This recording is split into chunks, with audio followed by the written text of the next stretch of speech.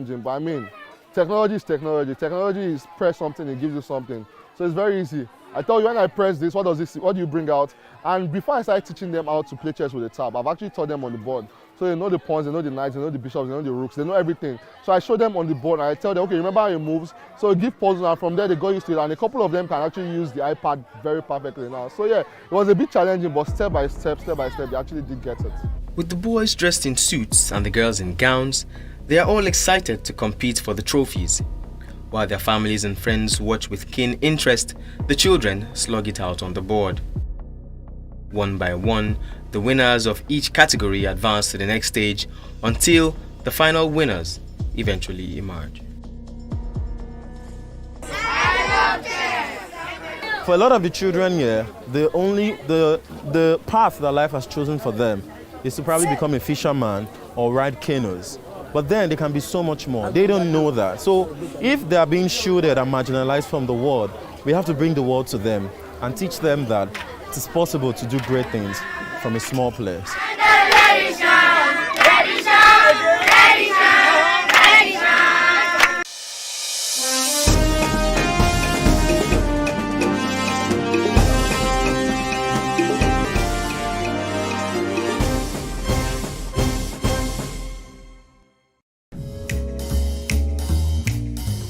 The urinary tract infections basically is the infection of the urinary tract from the kidneys down to the ureter. Okay, so the urinary tract have 2 to 3 major components: the kidney, the ureter, the bladder, and of course the ureter. Infections at any of this level brings about a urinary tract infection. The most common organism we have in this part of the world is Staphylococcus aureus. Not to say that it is the only implicated organism, it's just because it is common. It is on virtually every surface. It's common there, and it's common in our environment. And because of poor hygiene and poor immunity, they have a surpassing wave of causing an infection. Ideally, they are not infection. They're not supposed to cause an infection in the urinary tract. Yeah. When we look at the implicating way, we see that in Africa, women are more prone, of course, to urinary tract infection compared to men, basically because of the anatomy, okay, the way the woman is designed by God, number one. But then, more importantly, like I said, is hygiene. There's a very, very poor level of hygiene within our environment that makes it easy for infections to thrive. Third major component is immunity. You notice that our immunities are very poor, okay, and that because of the kind of food we eat, the quality of lifestyle we live.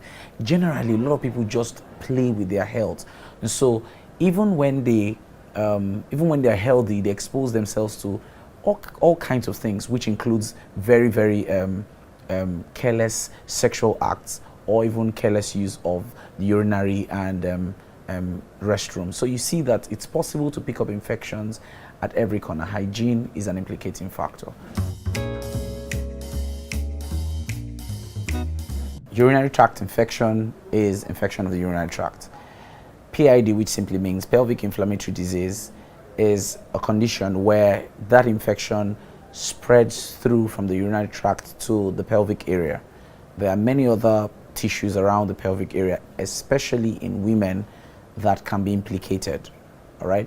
And of course, sexually transmitted infection is an infection gotten from a sexual act. It's possible that a lady could have an infection within the vulva area, and of course have an intimacy with a man and transmit the same infection, and that becomes a sexually transmitted infection. An example, of course, is syphilis and gonorrhea, vaginosis, and a couple of them. Urinary tract infections basically affect the urinary tract, and from the ureter all the way upwards to the kidneys. So it's also called an ascending infection, and so that's why a poorly treated urinary tract infection that is still within the ureter level, or perhaps the bladder area, can eventually lead to a kidney failure if not properly managed, because it keeps ascending and of course causing more infection. PIDs is the pelvic inflammatory disease, which are complications of the urinary tract infections. So it happens when it's not properly treated, it spreads along the pelvic area and affects a few other tissues within the pelvis. For an example, when you have infections spreading from the bladder to the broad ligament of the uterus, that you can also call a PID. So spreading infections from a urinary tract infection throughout the bladder area down through the pelvis area is what we call a pelvic inflammatory disease. The STI is clearly sexually transmitted, and there are usually two different organisms, two different types of organisms.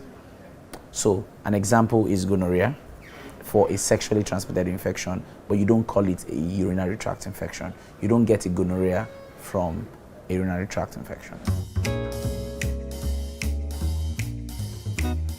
Why is UTI prevalent in our community? Most importantly, ignorance is a key factor. When you do not know about something, even when the symptoms are presenting, you just ignore them and assume that it's part of life. Okay, so you have one of the commonest symptoms of urinary tract infection is frequency, urinating a lot more in the day and in the night, and they just assume that I'm drinking a lot of water or I'm just urinating more, and so it keeps spreading. So it's prevalent because of ignorance, number one.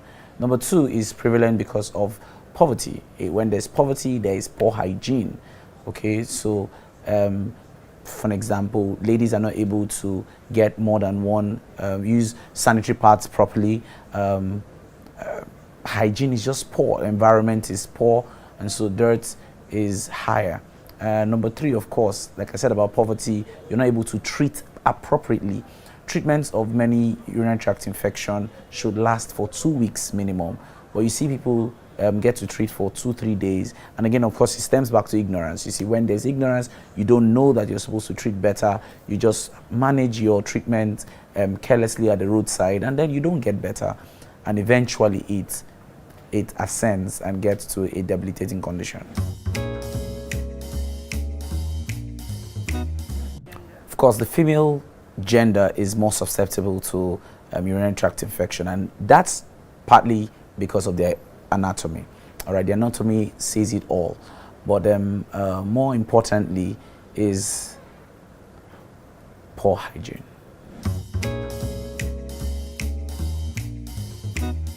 Yeah, the men, of course, anatomy gives them away, helps them narrow the level of infections that they could have, but then they have less work to do compared to the females.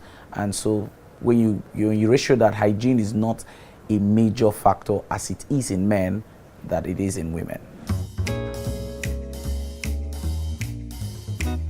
How can a lady prevent UTI or keep UTI very far?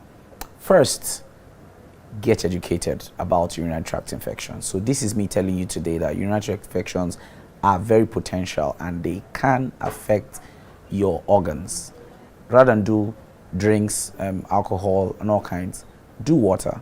Do more water. It's important to take a minimum of 3 liters, especially in tropical areas like Lagos, Nigeria. 3 liters of water per day. Question is, how much have I taken today? Maybe a liter or thereabouts. So good hydration is one, is another. The next one is good hygiene. Now, when we talk about hygiene, we also include how you manage the underwears, especially after washing. In this part of the country where the housing condition is not very fantastic, people do not know to spread underwears directly under the sun for enough heat and for enough sun rays on it. So keeping underwears in the bathrooms and in moist areas only amplifies the possibility of infection.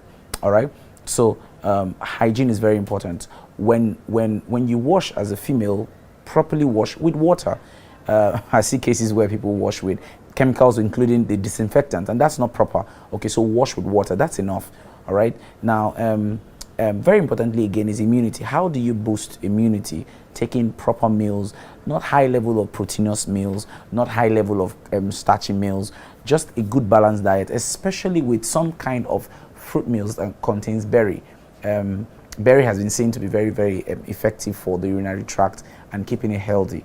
All right, so Yeah, that's one of the ways. And importantly is wash often, wash morning, wash night. So I think these steps could help her get better. The steps of treatment includes, number one, get to see your doctor, and that doctor provides adequate tests or the requisite tests for you for the urinary tract infections. And then when you do that, you see the organisms that are causing the damage and the required antibiotics or the required treatment plans. And when you take them for a minimum of 2 weeks, you're sure to get a very, very good response. But when you don't, the consequence is that many other organs are affected, especially the kidneys, and you see such people coming down with nephrotic syndromes and kidney infections.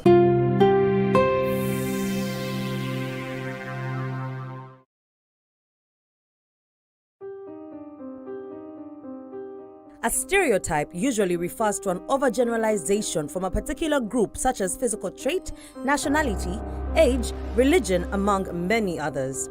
They usually stem from socialization, including peers, media, parents, and many. Lagos, the commercial nerve center of Nigeria and the world's most populous black nation. It is also an attractive destination for interesting activities from business to entertainment and indeed football, a game popular in the ever-bubbling city, which houses a number of academies that help discover and nurture the next generation of hopeful young stars who dream of superstardom.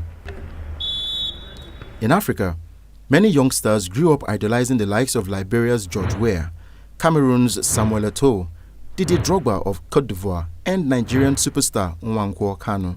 These are some of the greatest footballers in Africa who have reached the pinnacle of the sport and brought pride to their native countries. Lately, Africa seems to be losing young talents to other countries, and there are many reasons that dictate a player's decision to play elsewhere. You know, Europe is where things are happening. It's not like players don't survive in Africa, but most players, we are looking at Europe because Europe is where things are happening. Like if you want to talk about anything sports, you start from Europe before you now be bringing down to Africa. So that is where I want to start my football from. Well, I have a very big dream concerning my football because it's not really supported in my family. I've been on my journey alone, and I saw Olumo as a very great platform because before you can elevate and go outside this country, you have to have a good background in your own country. In Lagos, a little-known soccer academy, Olumo United Football Club, is looking to give a set of young Nigerian footballers a reason to dream. We would try as much as possible to give them the exposure that they need, both within the country and for continental games as well, which is basically what you will see that all players actually want. They don't want to just remain in one place for their entire career. Now, even if they are now going to remain in one place for their entire career, what is it that they get? In returns on what do you pay them? Is it sustainable? Does it give them a level playing field where they can also be able to say, okay, at least I'm playing ball and I'm earning well, so I can continue my career. And from time to time, you're also being able to take them for continental. Nahashon Randieka said the 66-year-old took his part.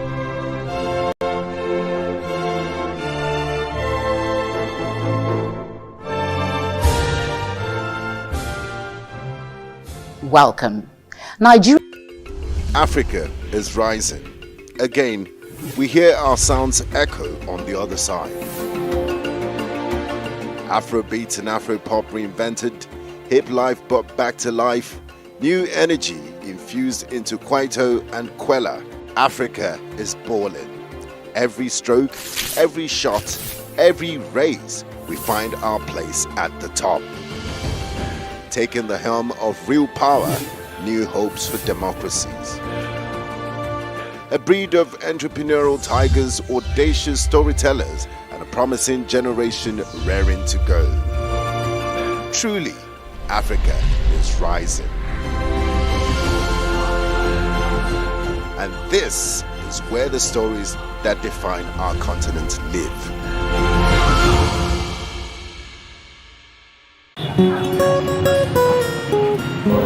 Welcome Welcome to Aba, the city that houses the market with the potential of taking care of the entire African continent. I'm talking about the China of Africa.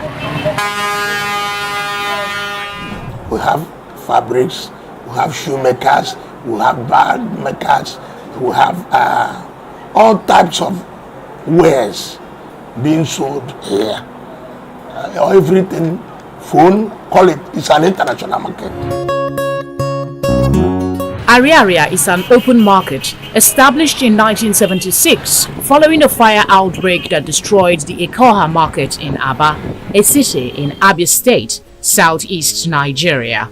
Initially, it was made up of about 3 sections of the market.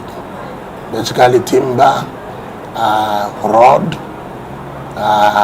building material, carpentry, and scrap. That was how it came to be. People from Ghana, people from Cameroon, people from Togo, people all over Gabon, they all assemble to market here. We import, we manufacture.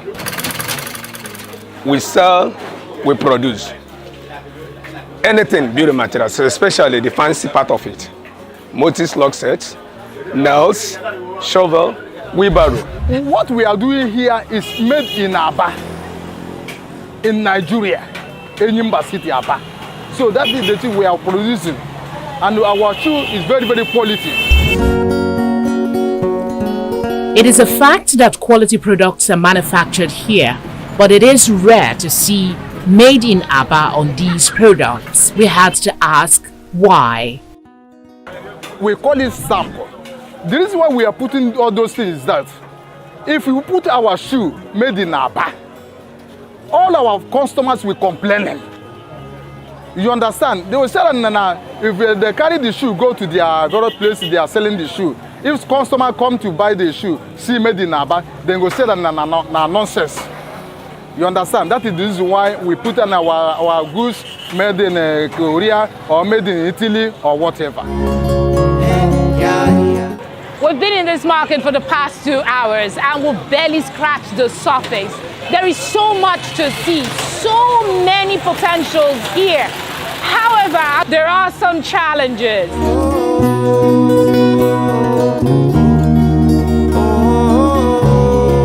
We will need government to assist us for the machine, because when you look at everything we are working, we're using our hand to do everything.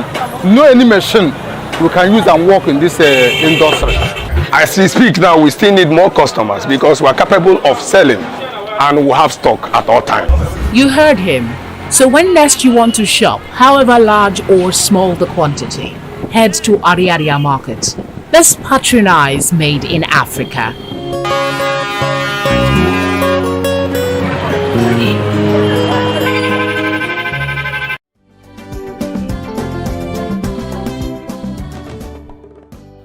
My name is Eric Opa. I'm the CEO of Fortune Global Shipping and Logistics Limited. Okay. Could you tell us a little bit about the company? Fortune. Lucky, who is now married with a son, says the societal stigma associated with living with polio doesn't make finding love all puppies and rainbows for him, but he would not let his condition deter him. I was thinking in this condition I cannot be able to have my own family because most of the time I used to think that even me staying alone, I find it difficult in achieving many things.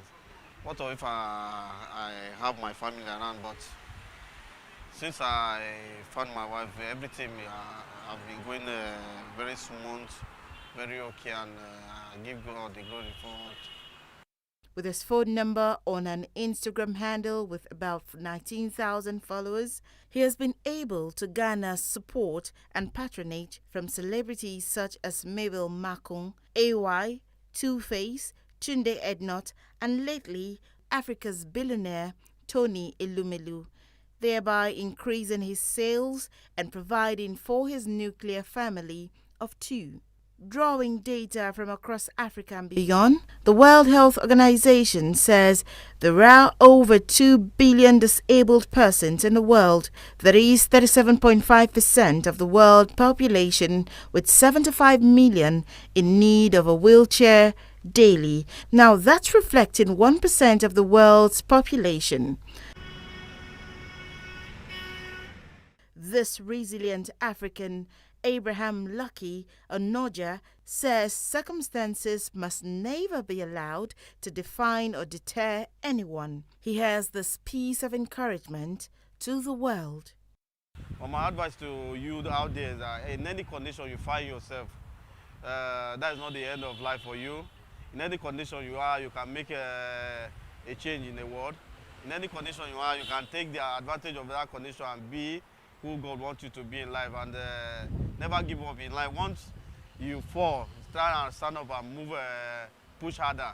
So I believe that by the grace of God, with God on our side, we'll get there.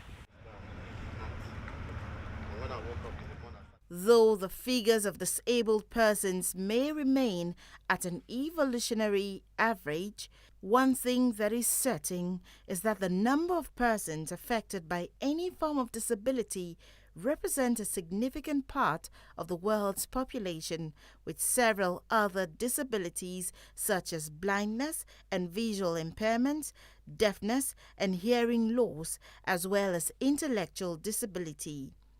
With Africa alone having an estimated 60 to 80 million persons living with disabilities. Mary Chinda for News Central.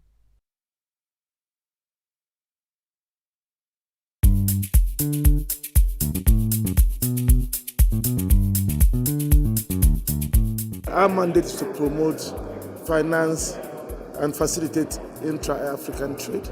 So all the work we do and we are doing goes towards that objective. We support the financing of the platinum mining in Zimbabwe, beneficiation in South Africa, and then the final product traded within the region and also exported, building value chains.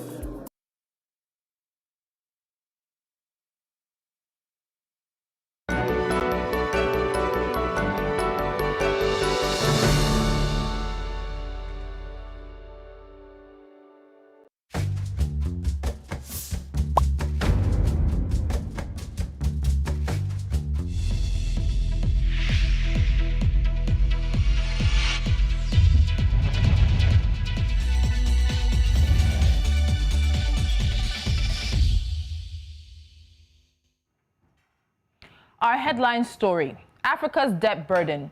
The burden of debt has become a weight on many African nations, and the coronavirus pandemic further added to the financial strain on the continent. Can African countries further accommodate more debt? What's the money being used for? Will Africa find its way out of this debt trap somewhere in the future?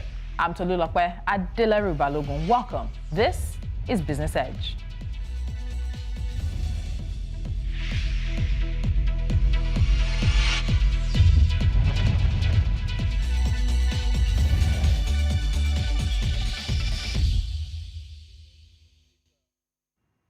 Now, Kenya's lawmakers are saying that the country may be heading toward a default unless the government of President Uhuru Kenyatta revamps its debt. According to a report released by the Parliamentary Budget Office, the East African country's debt servicing costs are poised to surge to a record 1.17 trillion shillings.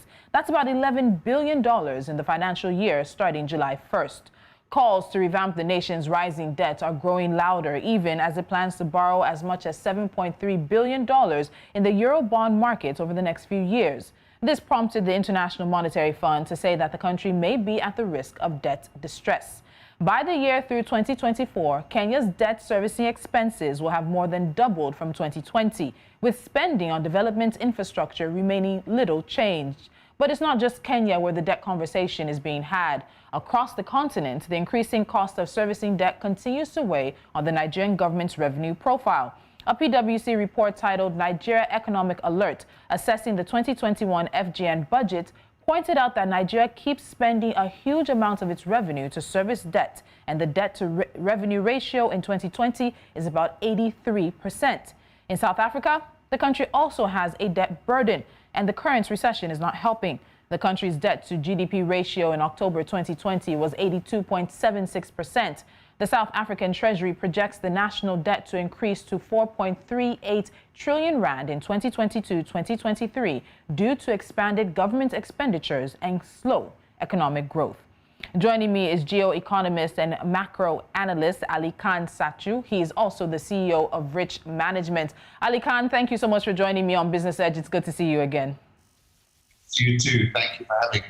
So let's get straight into this. Now, this is one of the few instances we've seen lawmakers on the continent sort of really push back when it comes to these debts and these loan conversations. We've seen a lot of Kenyans as well be very vocal about how they feel the country is going. But the question has to be asked. Do you think the lawmakers and Kenyans right now are really right to be concerned about the state of borrowing and the debt profile of the country? Absolutely. I think it's like being in a tunnel and you can see the light and it's coming to you fast, coming towards you faster and faster, and at some point it's going to run you over. And I think, we've reached the point in Kenya where you can say to yourself, it's going to run us over in a couple of years unless we do something quite dramatic. And I think this is not just unique to ourselves. A lot of African countries find themselves in the same situation. We've borrowed far too much money. We've spent it typically on very poorly thought out projects. And we're now, on that treadmill where we're having to borrow just to keep our head above water. It's very unfortunate, I'm afraid. All right, let's get into what you are calling poorly thought out plans and, I guess, projects. Loans have led Kenya to getting a record 1.1 trillion shillings in debt. You're saying some of these projects that the loans are going towards are poorly thought out. What do you mean by that? Why is this spending possibly not achieving its aim? I think, for a lot of African countries, governments were attracted to ideas like flagship infrastructure projects, which were based on optimal growth curves, very little feasibility studies done around these investments. You take, for example, Kenya's largest infrastructure project, which is the railway. One could have rehabilitated the old railway for about 10% of the cost. But of course, had we done that, you wouldn't have had money spinning off for various other issues. And this is symptomatic, I think, of the African disease. We've spent money on projects which just simply have no return on investment for the foreseeable future.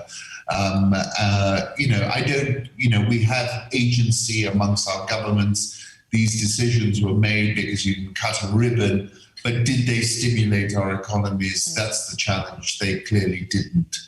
So there are some public finance management rules that Kenya is supposed to be abiding by, and they're saying, of course, that these borrowing, the loans that are being got on the international markets and the Eurobonds are specifically for funding projects, development projects. So what I'm getting from you is that it's questionable whether or not it has actually done that the borrowing has really funded development projects for Kenya. Is this your opinion? Is this something that a lot of research is backing up? What's the stance? Because if there are finance management rules, there's also somebody overseeing how the money comes in and how the money is being dispersed. So I think if I try to analyze what you're asking, the question is first, when we borrow these enormous amounts of money, were they all applied to the projects for which they were meant to have been applied for? Yes.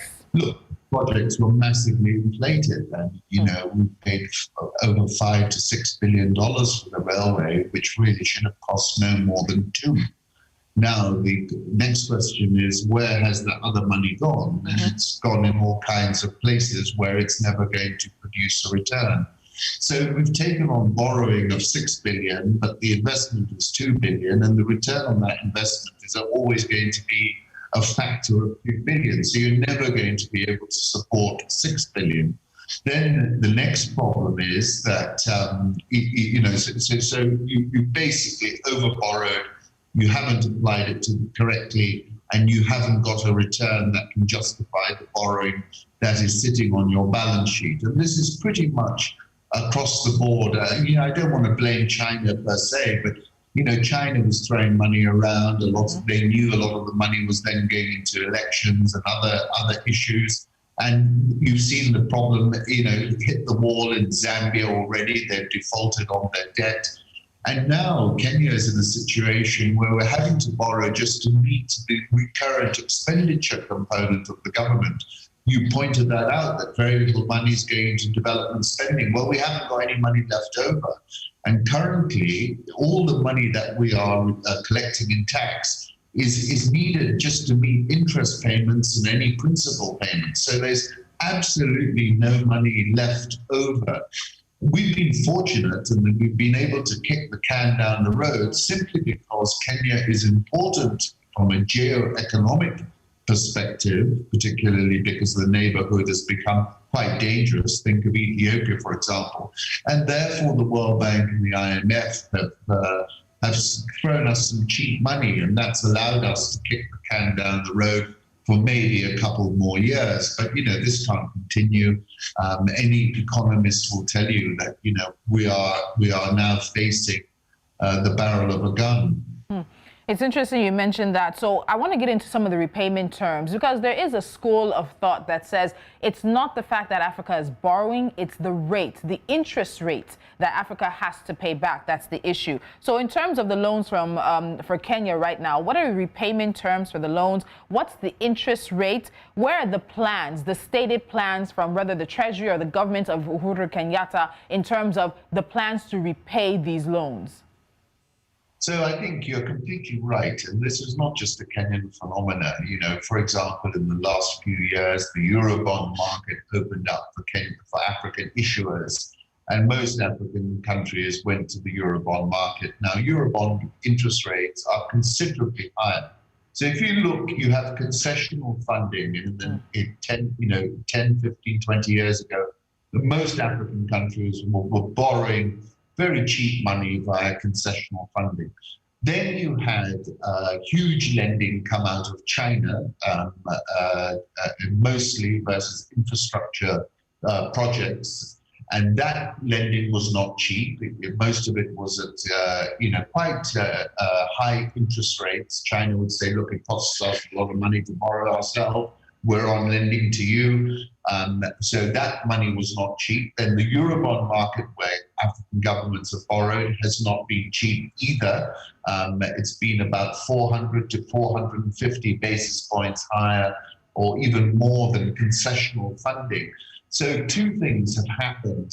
African governments have bloated their balance sheets, they've borrowed more money, and the money they've borrowed is at much higher interest rates. We're at the time the day of reckoning has arrived. Unfortunately, I think, we were like children, who had not been in a toy shop, and all of a sudden we're in a toy shop and we want to grab this and grab that loan and grab that loan without really thinking about how we're going to repay it. And it's very unfortunate now. This will have to be dealt with. I mean, ultimately, I sort of remember Adesina and Stiglitz basically pronouncing that it's not possible for African governments to pay back this debt. At some point, we're going to have to deal with it. But, the nature of the markets is people prefer to extend and pretend for as long as they can. All right. So, Ali Khan, hold on. You mentioned people pretending and extending for as long as they can. Now, the Central Bank of Kenya governor has asked for an extension. There's also a major deficit that the Treasury is speaking about that's worse than what the government and international lenders are saying. We'll get more into this conversation as we look at Africa's debt burden with a focus on Kenya. Stay with us.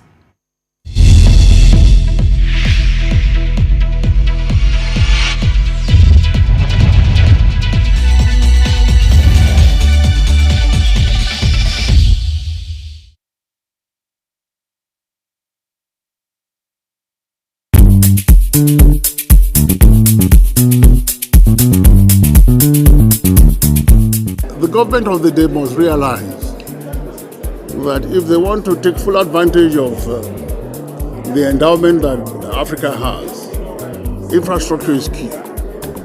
And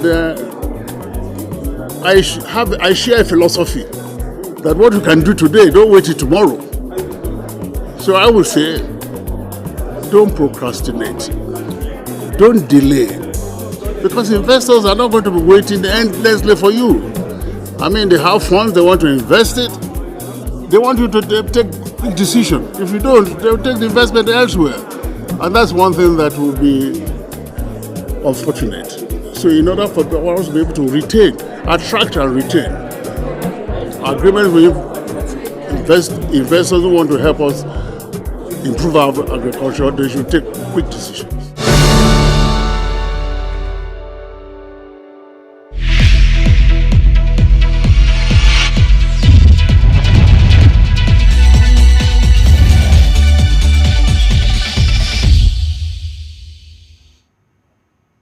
This is Business Edge right here on News Central. My guest is Ali Khan Sachu. He is the CEO of Rich Management. Now, Ali Khan, we're looking, of course, at Kenya's debt burden particularly, but we know that the Central Bank of Kenya governor has asked for an extension on the 6-month debt service holiday that Kenya has already gotten. And you talked about kicking these issues down the line, kicking the can down the line, and everybody looking at how Africa will repay. Do you think that Kenya will get this extension? What could possibly be considered if they would extend this particular one for Kenya?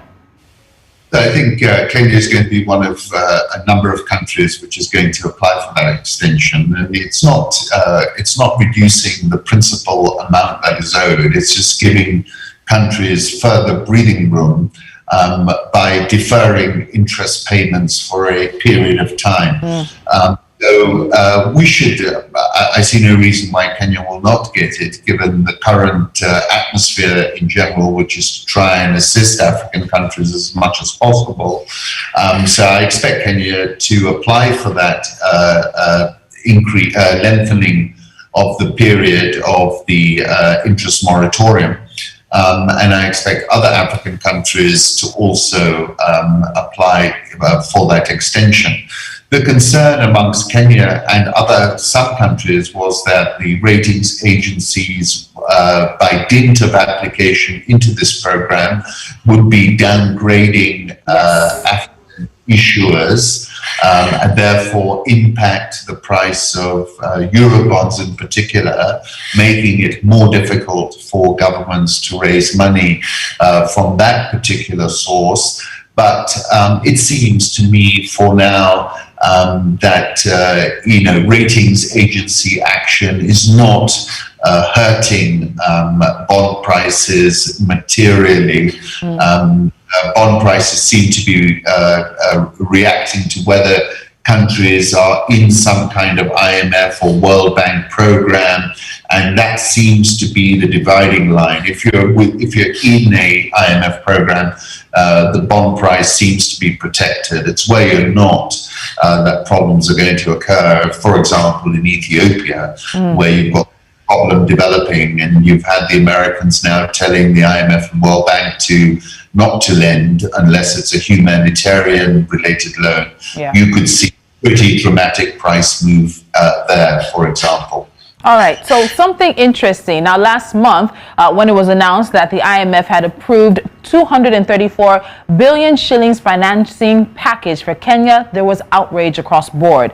The hashtag IMF Stop Loaning Kenya was trending on social media.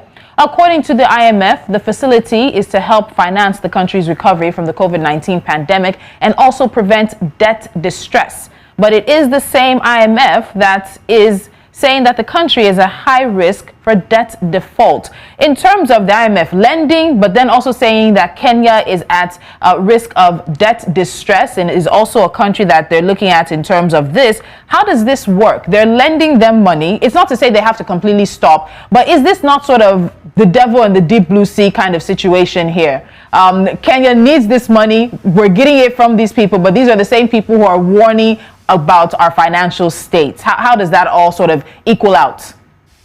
Yes, I mean, it was pretty dramatic. I think the Kenyans on Twitter, who are quite notorious and famous, actually invaded one of the IMF functions and completely took over the feed one day, I can recall. Look, What the IMF was saying, first of all, Kenya has always been reasonably close with the IMF. A lot of our policymakers, the central bank governor, for example, are ex-IMF officials. So there's been a synchronization between our policymakers and the IMF. What the IMF was saying, basically, is saying if we don't make this loan, you're going to have job losses. This is what Mr. Selassie said. And you're going to be far worse off. And therefore, we're looking at it in that context. The IMF is a lender of last resort, essentially. When you're going to the IMF, you're basically giving up a great deal of your agency running your economy. And, the fact of the matter is we are in a difficult spot. And the IMF has come to the rescue and made us loans, which also have the beneficial effect of signaling to the wider market that we're still within the parameters of the IMF. We haven't fallen off, unlike Lusaka, where that's happened. Kenyans, of course, are very unhappy because what they're saying is we've borrowed all this money, but we can't see it. We've misspent it. And we simply don't trust the bona fides of our government in managing the debt burden. And I think that's the quandary for now. The IMF is saying, well, if we don't come in, you're going to have terrible problems. And Kenyans saying, well, each time anyone's lent us a lot of money, it's just compounded the problem. All right, Ali Khan, we'll start wrapping up, but I have to ask this question. Do you think there is a possibility of Kenya defaulting on her loan? So, according to the Parliamentary Budget Office, they released documents for the 2021-2022 financial year. It shows Kenya's debt position is more precarious than both the government and international lenders are making it out to be. So the Treasury's latest figures indicate that the fiscal deficit gap in spending that governments will have to fill by borrowing is around 952 billion Kenyan shillings, just really under 1 trillion Kenyan shillings. And that's about $15 billion higher than the figure presented in the budget policy statement earlier this year. No one wants to mention an economy like Kenya defaulting. We've seen it happen with Zambia. No one wants to sort of address the biggest elephant in the room right now. We also know that Africa's debt is standing almost about $500 billion across the continent, if not more, given the situation with the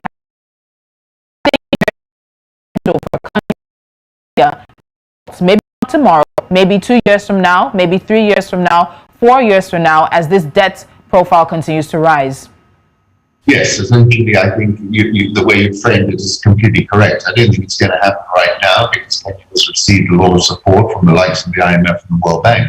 But imagine the scenario as this problem becomes worse because, the amounts become greater, interest payments compound, and, there's only so much you can squeeze a lemon, being a Kenyan citizen, to pay. We've had increases in taxes, we've had increases in fuel prices, and it's reaching its tolerance limit. So, this scenario, you could have a default in 12, 24 months, unless the IMF come and bail us out again, or where if the market conditions change dramatically and we are unable to borrow money in the Eurobond market in order to roll over our debt, then of course you would forecast that a default is inevitable. I think we are in a situation, not only in Kenya, but in many other African countries where we've investors either got to take a haircut and it's got to be orderly and discussed across the table, or it happens in a disorderly manner somewhere down the road. All right, Ali Khan Sachuu, I'll end the conversation here, but we know it's a never-ending one, and of course it's bigger than just Kenya. It's continent-wide, and hopefully there will be some actual plans in place so that generations do not end up inheriting this debt. Thank you, as always, for joining me on Business Edge. Thank you for having me. Great. And of course, that is our conversation looking at how African countries are dealing with their debt burden. A very quick timeout, and we have NC4 to watch coming your way.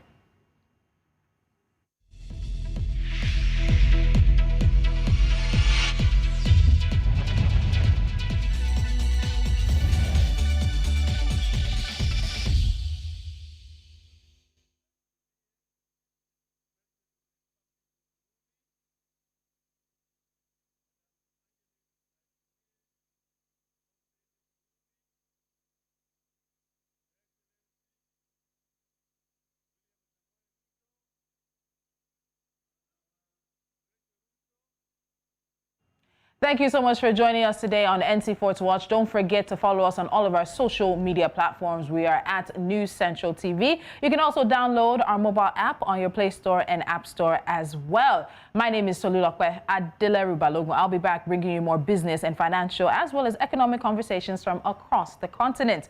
You're watching News Central, where we put Africa first, and we are heading now live to Kenya in celebration of Madaraka Day. Do have a good one. Some of other dignitaries who have come here.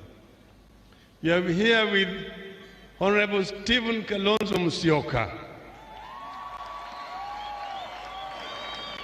We are here with Honorable Musalia Mudavadi. Kuna wageni wengi ambao wamefika hapa. Your Excellency, last year to celebrate Heroes Day hapo Kisii. Na baada ya kutoka Kisii tukaenda Nyamira.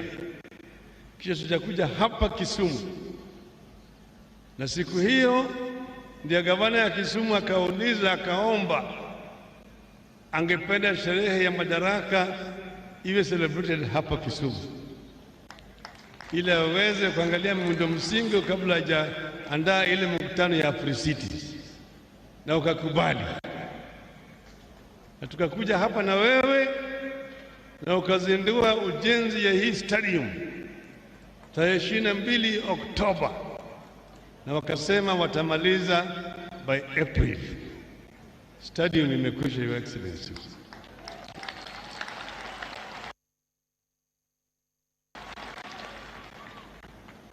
Tuko hapa vile vile manake tulikuwa Kisii na kule tulikaribisha vizuri.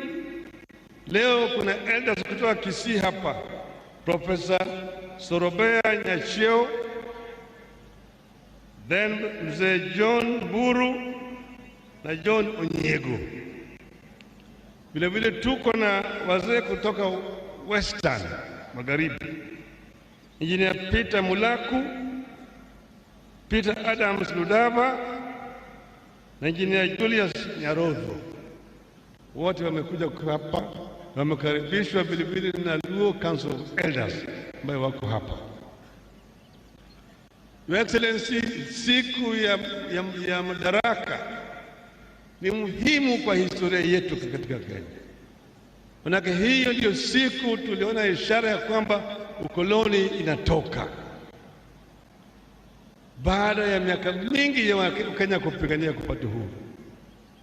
Eneo hii walianza 1921 hapa, wakakutana wakati ukoloni ilikuwa na nyanyasa watu hapa, mahali naitwa Lunda huko Gemu, pale tulikuwa nawe juzi.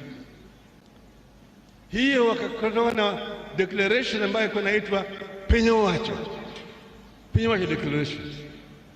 Wazungu wakauliza hii maana yake nini? Wakasema nchi imesema. Kulikuwa hapo na wazee kama Simon Nyende, kulikuwa pale na wazee kama Jonathan Okwiri, kulikuwa na John Paul Olola, Ojiji Orteko. Walikutana pale wakasema mambo hii ushuru ya wakoloni sisi hatutaki, hata ingine mpaka upeleke panya. Wakasema sisi hatutaki hii dhuluma ya wakoloni. Ndio wakasema, wakaanza kitu kinaitwa Kavirondo Taxpayers Association, na wakaungana wakati huo na wale ambao walikuwa wanapigana kule Central kama Hari Dhuku, James Buta alikuwa anafanya hapa Kisumu kwa Posta, na wakaungana pamoja na ile Kikuyu Youth Association. Hapo ndio ilianza. Baadaye Your Excellency, mwaka 52 Mzee Kenyatta alikuja hapa Kisumu. Alipokuja hapa alikuwa ameliko hapa na Chengo Neko na Jaramogi, akakutana na viongozi hapa na akaadress mkutano hapa, na akapiga ukoloni na wazungu ambao watu hapa walikuwa wajaona. Kutoka hapo akapata wale ma converts wengi sana, mmoja wao akawa ni Jaramogi. Baada hiyo, Your Excellency, hali hatari ilitangazwa na Mzee Kenyatta na wengine wakashikwa, wakapelekwa Kapenguria na kafungwa ndani ya ziwa ya Victoria. Kuna visiwa huko, moja yetu tunasema the Kenyan equivalent of Robben Island, na inaitwa Mageta Island, nyingine inaitwa Oyamo, inaitwa Sinyanya. Pale ndio Mau waliletwa na walikuwa nafungwa huko. Jela hizi bado yuko mpaka leo. Walipelekwa katika Mageta Island ili wakithubutu kutoroka, kuna mamba wataongea naye katika maji. Ilikuwa ni mateso makubwa wakati huo, lakini wananchi wakazidi kupigana. Ndio mheshimiwa, 1961 hapa Kisumu kulikuwa na mkutano ya kihistoria. Hapa ilikuwa katika stadium ile nyingine. Hapa kulikuwa na Mwalimu Julius Nyerere, kukawa na Kamuzu Banda, kukawa na Kenneth Kaunda, kukawa hapa na Joshua Nkomo, kukawa hapa na Tom Mboya na Joe Murumbi, Bibi Koinange, Achieng' Oneko, Paul Ngei, Kungu Karumba, Fred Kubai. Jaramogi ndiye alikuwa ameandaa hiyo mkutano. Mazo zile ilikuwa ni Dio Ruko Makasimu. Hapo ndio walipitisha azimio kusema Kenyatta must be released.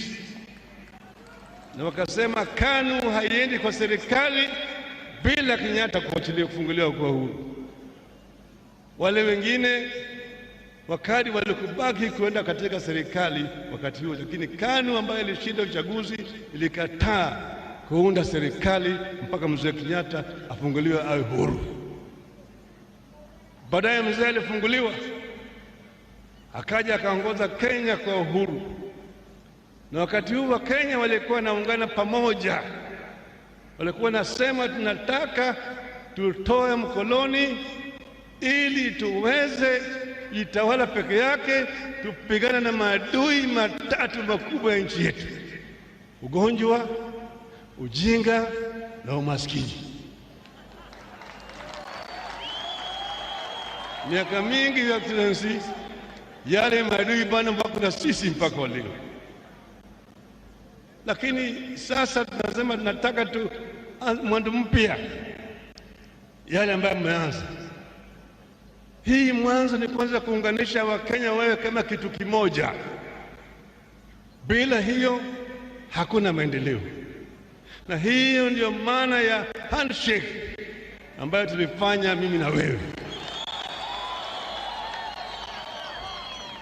ya kuleta Wakenya bila kuangalia wewe ni kabila hii au kabila hii, wewe ni Mkenya. Hiyo ndio sisi tunataka, na tukifanya haya tutaweza kumudu mambo mengi zaidi. Your Excellency, wakati huu Kenya iko na shida, janga ya corona iko na sisi hapa. Hata mimi hiyo corona ilikuja ikanitembelea, ikasema nataka kuniangusha. Mimi nikamuuliza, wewe ni nani wa nani? Ini bodinyanga kanga. Nikapigana naye mpaka mimi nikamangusha. Lakini hii corona imeleta shida mingi. Hawa watu unaona hapa wako na dhiki nyingi zaidi. Ukosefu wa kazi imepotea. Wengine wamepoteza wenzao, wamekufa. Wengine biashara yao imeporomoka. Kuna shida mingi zaidi. Sasa tunataka tuwe na program ya kureconstruct na tuanze na stimulus program kubwa ya kusaidia hawa wananchi. Juzi ulileta mpango mzuri zaidi katika mijini inaitwa kazi mtaani. Kwa sababu hiyo kazi mtaani kirudi na kazi mashambani. Hiyo kirudi kama kazi mashambani, tutaweza kupata ajira kwa hao watu wetu wakati hii ya shida, ili tutoke katika hii janga tukiingia wale ile lingine. Tuna hakika ya kwamba hii corona tutashinda. Kwa hivyo leo, Your Excellency, sio siku ya kusema mambo mengi zaidi, lakini tunakukaribisha hapa Kisumu. Wameona yale ambayo umefanya, hakuna haja kuyarudia. Yale macho wataona, lakini sisi tunasema tunataka tusonge mbele pamoja, tuunganishe wa Kenya pamoja, na hiyo ndiyo maana ya BBI. Wananchi, BBI ndio mbele. Mnaunga mkono? Wangapi wanaunga mkono BBI? Your Excellency, karibu Kisumu. Asante sana ndugu yangu, nashukuru sana. Niwatambue kiongozi wa mahakama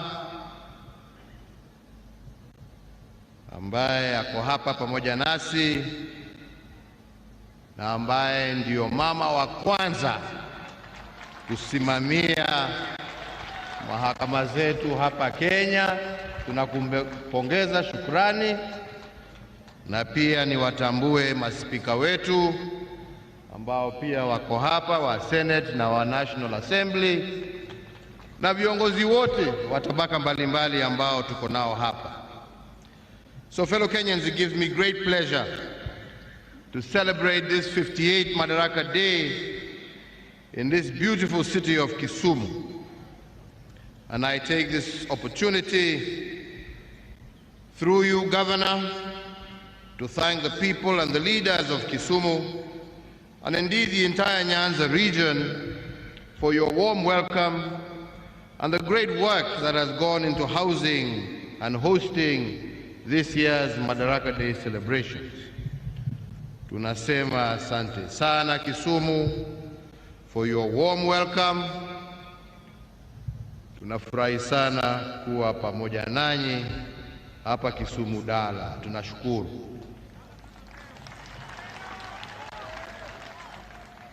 Mbele ya niendelee zaidi, tuko na wageni wawili ambao wamekuja kuungana nasi.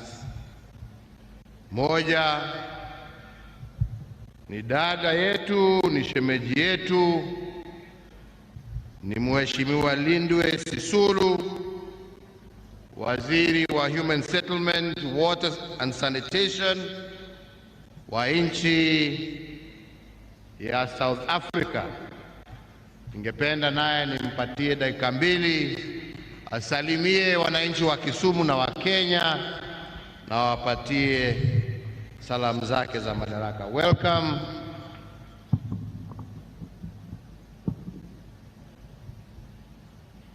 Thank you very much, Mr. President. In my country, we say Amandla. Amandla. Your Excellency, Mr. President, First Lady of Kenya, the former Prime Minister Raila, his wife, the President of Burundi, the First Lady of Burundi, ladies and gentlemen, all protocol observed. It gives me great pleasure today to make these remarks on Kenya's 50th day on which it virtually took power after being a colonial British Empire since 1920. On behalf of the South African government and the South African people, we would like to give our best wishes to the Kenyan leadership and the people on this important day. I'd like to thank my brothers in struggle, President Raila Odinga,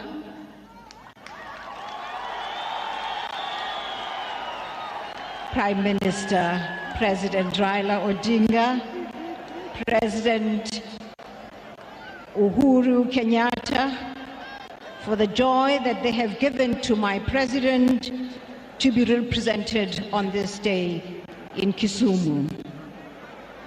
On my president's behalf and that of the government of South Africa, we congratulate you for the road that you have traveled to this celebration today.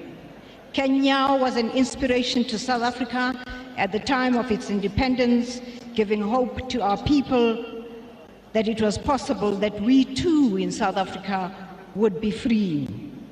Alas, for us, that was the beginning of the worst form of repression, no doubt emanating from the fear of black rule in South Africa.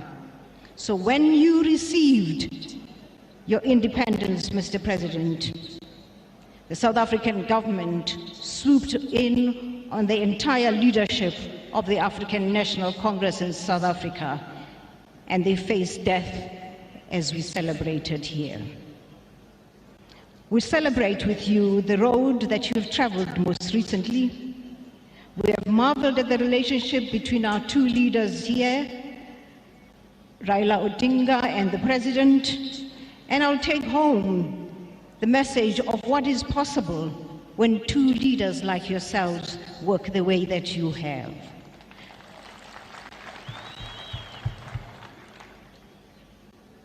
I've traveled with you, Mr. President, as you took your rounds around Kisumu for the last 2 days. And on behalf of my country and my president, I wish you well. I've seen the difference that you've made in all the developments that have been unveiled in the last 2 days. When I go home, I will tell of what is possible when we work together. I wish you well in your prosperity, in your unity, Mr. President. I wish you well in the prosperity you brought to Kisumu. I am a South African, but married Luo.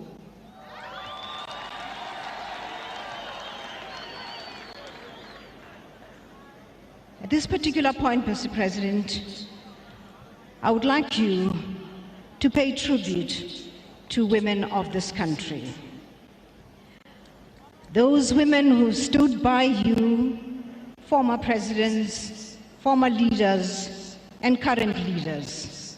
In particular, I'd like you, Mr. President, to pass to your mother, Mama Ngina, and through to my comrade Raila, to Ida, for the efforts they have made in making what is possible. There isn't a single woman in Africa who does not know of your amazing strength. Long live women. Long live women. Mr. President, I want to thank you for this honor. South Africa thanks you for this honor. And again, Mr. President, I'd like you please to join me and say to the people of South Africa, Amandla. Amandla. Thank you very much. Thank you very much, Lindwe. Inaonekana shemeji wenu wanawatakia makubwa. Hiyo mmesikia nyinyi wenyewe.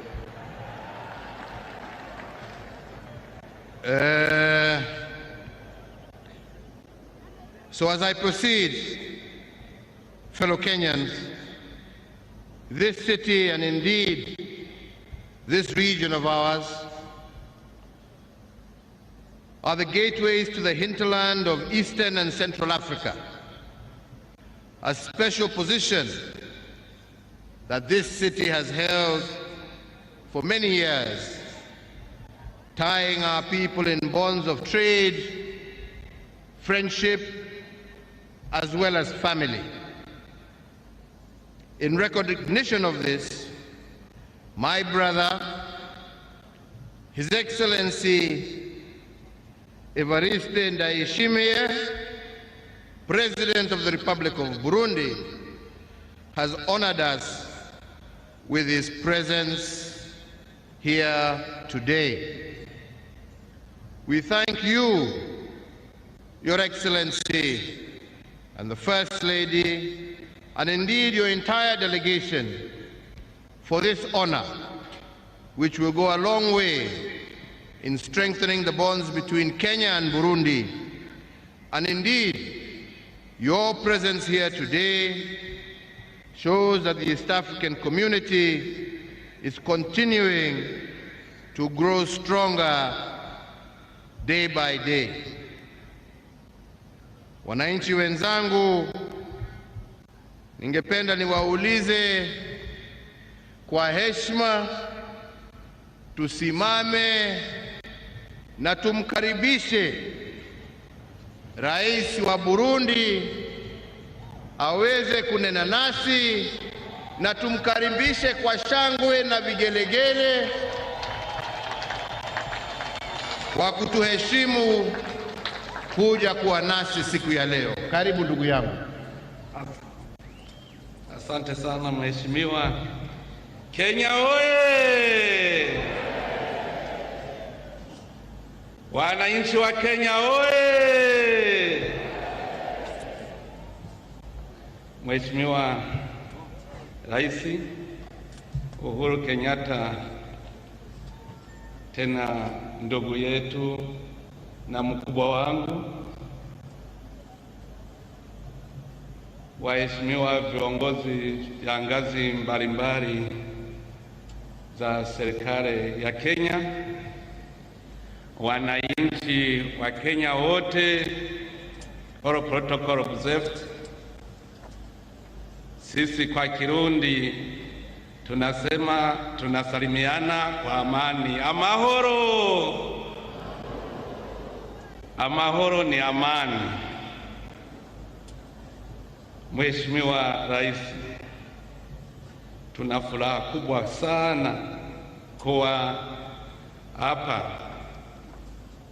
Tuna furaha ya kuungana nanyi kwa hii siku kuu, siku ya furaha. Waafrika wote wanakumbuka, wanajua mateso tuliteswa na wakoloni. Ndio sababu kama tuko pamoja na sisi tunafurahia siku hii. Cha kwanza naanza kuwapongeza nyi wote wananchi wa Kenya. Cha pili ni kuwafikishia salamu za Warundi, salamu za amani, salamu za upendo, salamu za undugu. Warundi walinituma niwaambie kwamba wanapenda nchi ya Kenya, na wanajua kwamba kama wanafika Kenya ni kwao, hakuna matata. Mheshimiwa Rais, mimi nashukuru sana kwa mwaliko wako kuja hapa kujiunga nanyi kwa hii sikukuu. Tunafurahi kwa mwaliko wako kuja tuzungumuze macho kwa macho na tuonane macho kwa macho na wananchi wa Kenya, especially hapa Kisumu. Nilikuwa nasikia Kisumu kwa masikio, nilikuwa sijaona huyu mji, na furaha sana. Asante sana.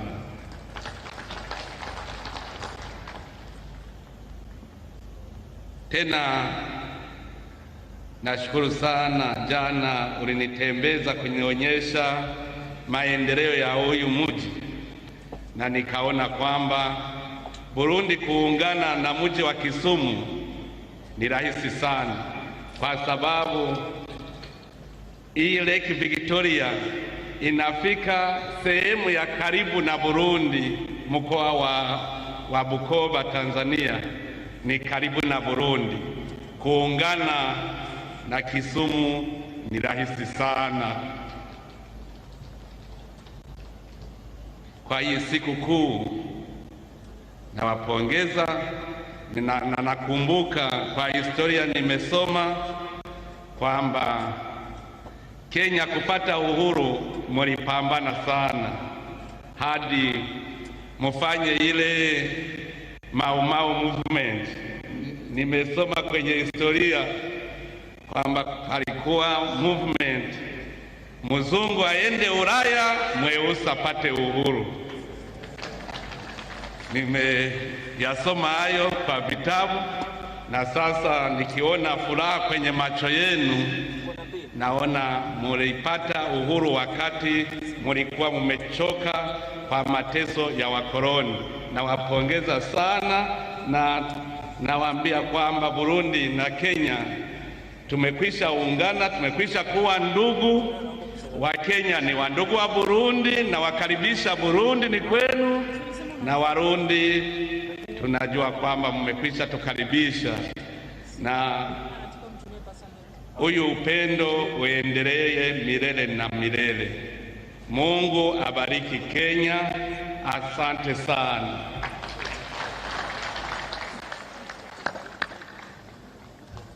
Asante sana Mheshimiwa Rais, na mimi pia nataka nikuhakikishie vile tumesema jana ya kwamba Warundi wajisikie wakiwa nyumbani hapa kwetu Kenya, na tuendelee kutenda mema ya kuinua hali ya maisha ya wananchi wa nchi zetu mbili na pia wananchi wa Afrika Mashariki kwa jumla. Lakini pia Mheshimiwa Rais, ningependa kukushukuru kwa kazi njema ambaye wewe na serikali yako mnaendelea kufanya ya kuhakikisha ya kwamba tumerudisha amani kwa nchi ya Burundi, na wananchi wa Burundi wameanza tena kuona maendeleo. Na nataka nikuhakikishie leo ya kwamba sisi na wenzetu wa Afrika Mashariki tutaungana pamoja nawe tuhakikishe ya kwamba hii economic sanctions ambayo imewekwa kwa nchi yako imeondolewa, na ndio wananchi wa Burundi waweze kupata maendeleo ambayo wanastahili. So fellow Kenyans, today we celebrate the cultural diversity of Kenya, and we further strengthen our nationhood. For in the year 2015, I issued an executive order on the rotational hosting of our National Day celebrations in all our counties. Today, Kisumu City joins a growing list of counties that have played host to a National Day celebration. That is the counties of Nakuru, Nyeri, Machakos, Meru, Kakamega, Narok, Mombasa, and Kisii. This tradition allows for a focus on the positive contributions being made under devolution, while also enabling the hosting county to showcase itself on the national stage. Being in Kisumu today is significant and uplifting as we forge lasting bonds between the people of Kenya. This congregation here today is also a celebration of the handshake, a new political normal that not only embraces competition, but also encourages reconciliation and the healing of wounds, regardless of how fierce the competition was. The choice of Kisumu to host Madaraka Day this year is also intertwined with our national heritage, for there cannot be a better place to celebrate our liberation struggle and ponder the future of self-rule than here in Kisumu City. Kisumu is not only the historical hub of the East African Cooperation, it was also the intellectual incubator of some of the leading ideas behind our liberation movement. The national motto of Harambee, even though an import from India, was, for instance, introduced as a political rallying call here in Kisumu during the 1950s. After independence, our founding fathers popularized it as the national mantra of pulling together. Similarly, and led by Jaramogi Oginga Odinga, Kisumu was the epicenter of the push to release Mzee Jomo Kenyatta and the Kapenguria Six from their illegal detention by the British colonizers. Furthermore, during the detention of the liberation heroes at Kapenguria, union leaders from this region joined other Kenyans and quickly stepped into the gap to ensure that the liberation momentum was not lost. It was pre-independence leaders from this region who taught us that musimu wacha aende mambo yake bwana.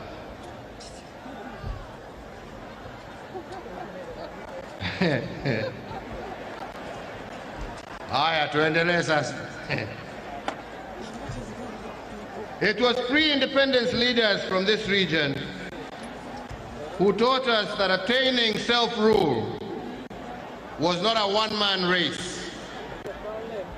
Rather, it was a relay in which one set out of runners fell out, another set was ready to continue the race.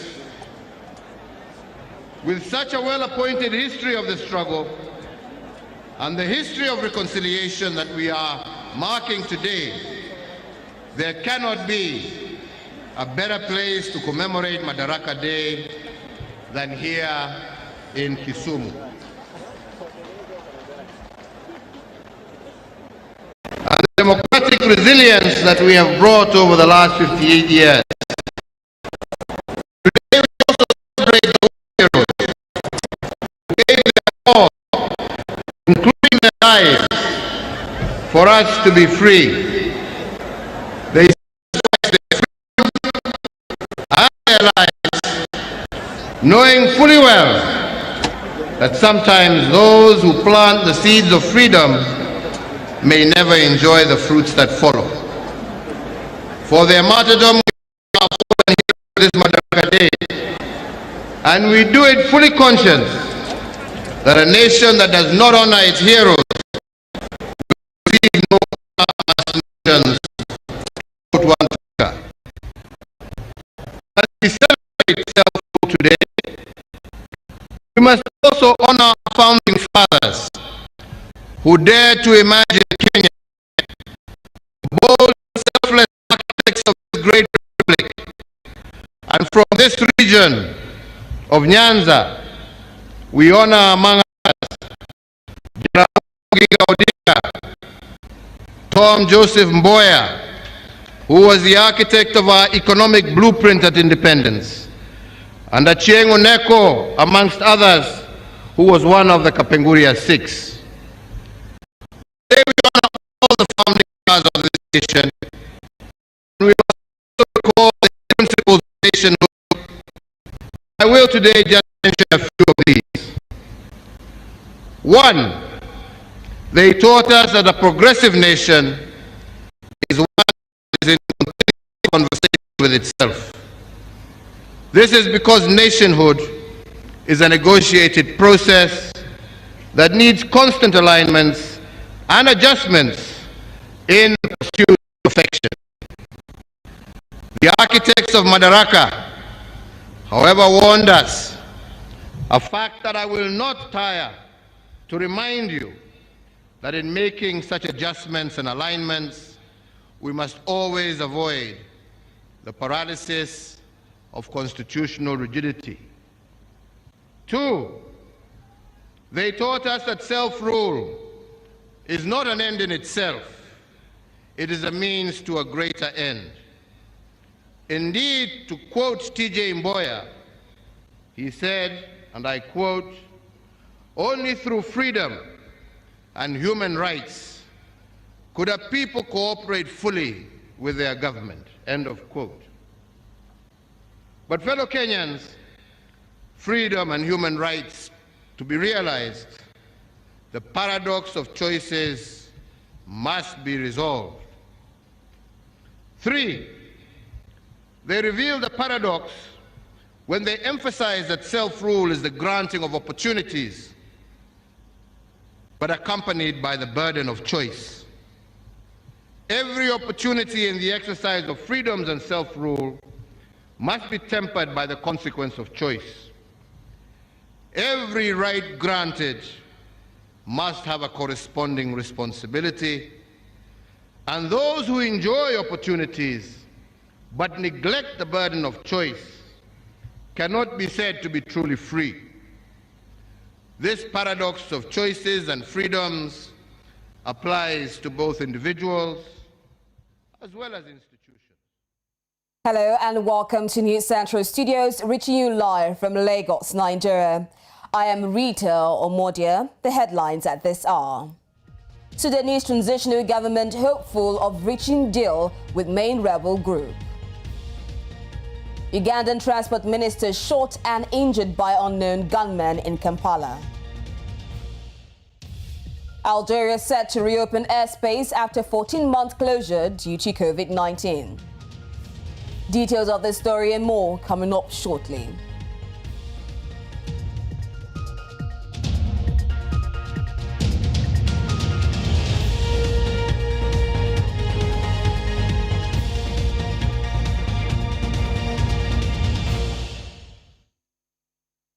Begin this hour in Northern Africa, where the Sudanese Transitional Government's lead negotiator has expressed hope of finalizing a peace deal with Sudan People's Liberation Movement North, SPLMN, at the ongoing talks in South Sudan's capital, Juba.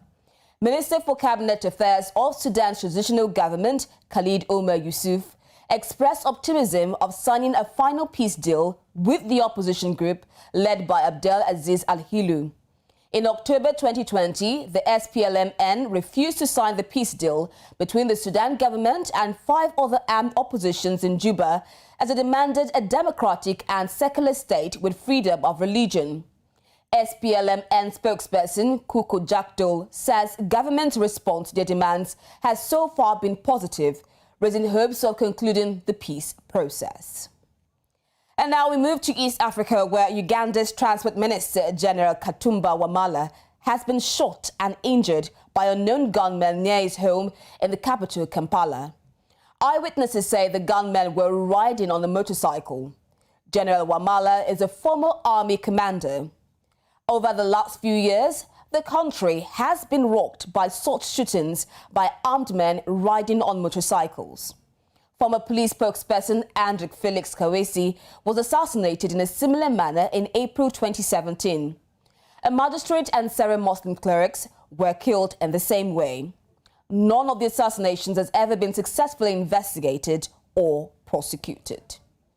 Still in the region, Kenyan and Burundian governments have signed agreements to strengthen cooperation between the two East African nations. The agreements, which were signed in Kenya's lakeside city of Kisumu, are presided over by Kenya's President Uhuru Kenyatta and visiting Burundi's President Evariste Ndayishimiye, focused on agriculture, public service, foreign affairs, trade, sports and culture. According to a statement issued after the signing, the two countries also resolved to prioritize education and their post-COVID-19 recovery plans and reiterated their commitment to the progress of the East African community. The two leaders also agreed to review the 2018 Joint Permanent Commission for Cooperation Agreement. Still in Kenya, where the Madaraka Day celebrations 2021 is ongoing, Madaraka Day is celebrated as a national holiday in Kenya on June 1st. And if June 1st falls on a Sunday, the following Monday will be a holiday. Madaraka is a Swahili word for power, and Madaraka Day is a public holiday that commemorates the day that Kenya took power when it attained internal self-rule in 1963. News Central's TV East Africa correspondent Abdino Aiden tells us more on the significance of this day.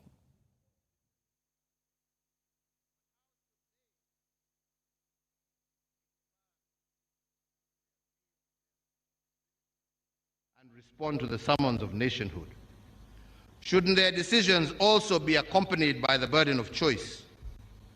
These are the questions of our national conversation, and we should.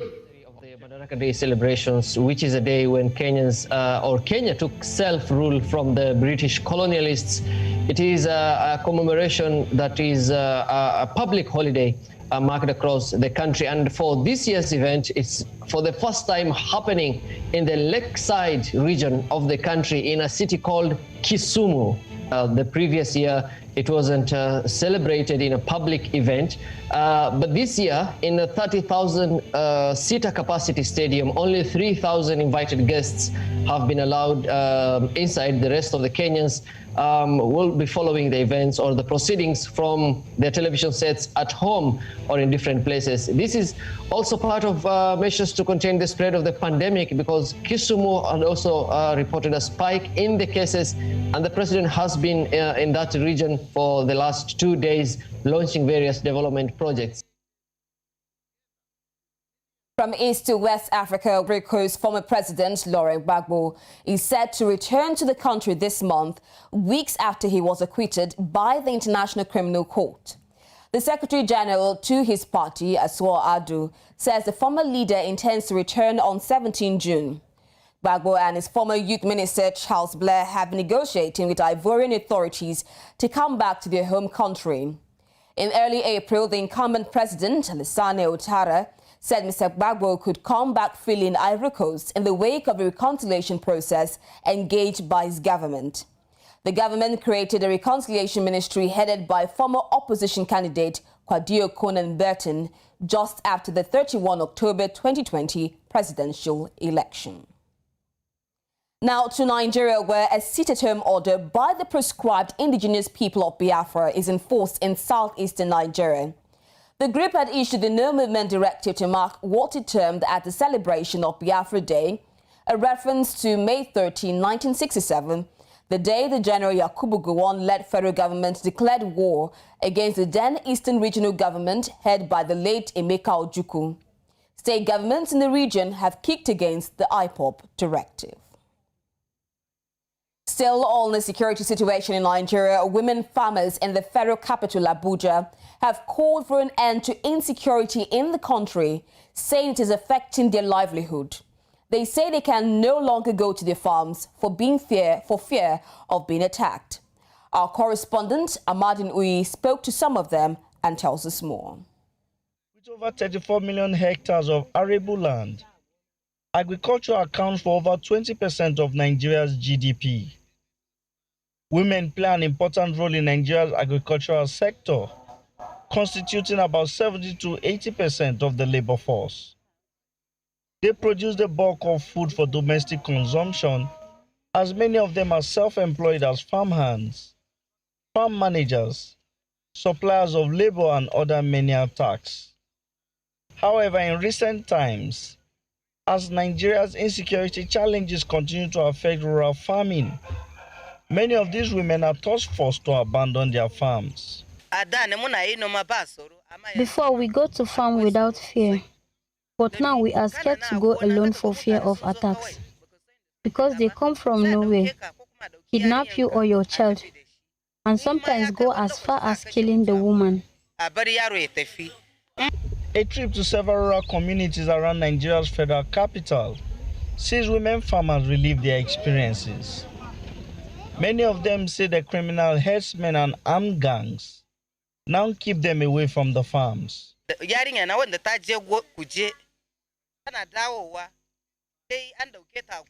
My own daughter was almost raped when she was coming back from our farm in Kuje. If not for God, she was mercilessly beaten and came back home naked. It was a good Samaritan that brought her home. Others ignore her, despite the fact that she was naked.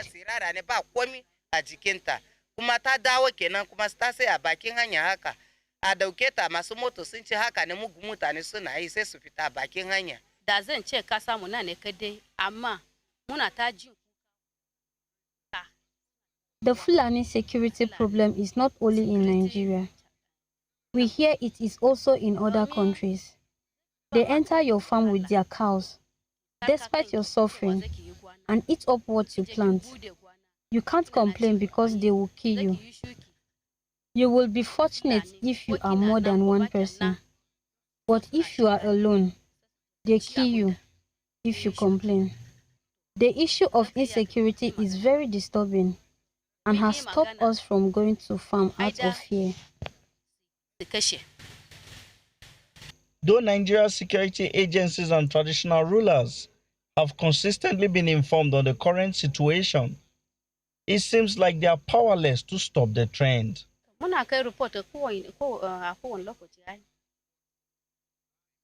We report all the time, even to the local chiefs, but it seems it's too much for them.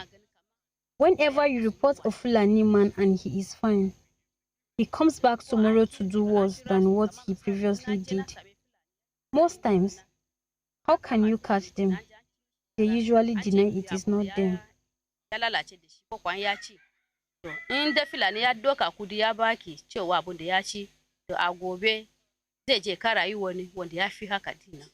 With 7 out of 10 farmers confirmed to be women in Nigeria, it is clear that if their insecurity situation is not addressed, and these women are not allowed to return back to their farms, Nigeria will be bracing up for a major food crisis. From Abuja, Amadine Uyi, News Central Television. Now, Nigeria's National Drug Law Enforcement Agency, NDLEA, says between January and May this year, it has arrested about 2,175 drug traffickers.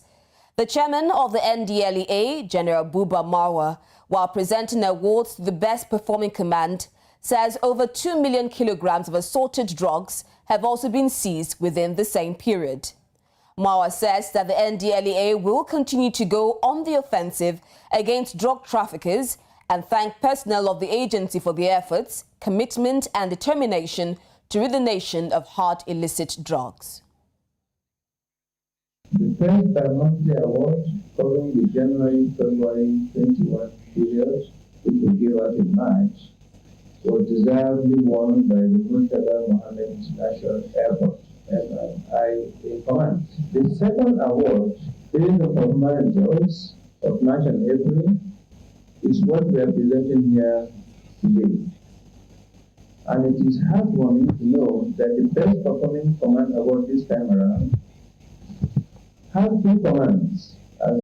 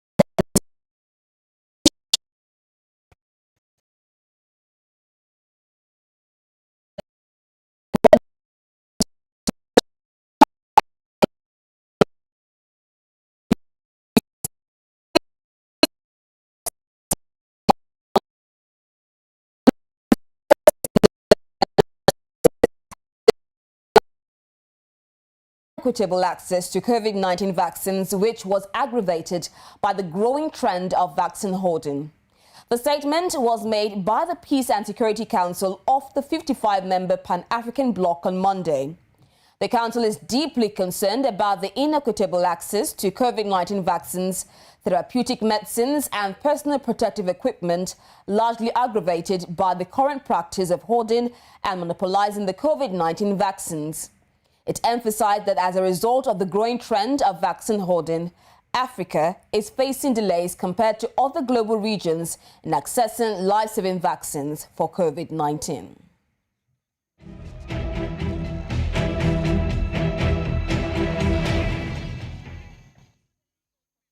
Still ahead on the news, 5-month-old baby with spinal disorder receives life-saving drug which prolongs life.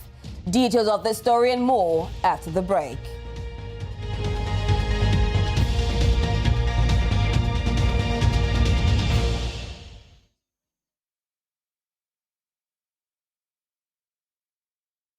My name is Nadia Nakai and I'm a rapper that originates from South Africa. Yo, my name is Deliver Julio. Mentally together with the B2C soldiers. Kampala boys from Uganda. Alors je souhaite bonne année. We are Tara and Bella. My name is Loco. Shout out News Central. À la chaîne News Central. News Central, Africa first. Africa first. Keep watching News Central Africa first.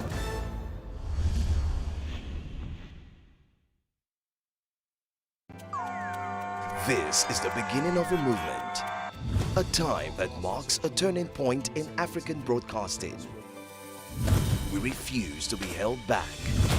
We are taking our stories and sharing them in our voices. The world will hear Africa's true voice and follow her authentic story. Join us right here on News Central TV as we make history by telling stories that put Africa first.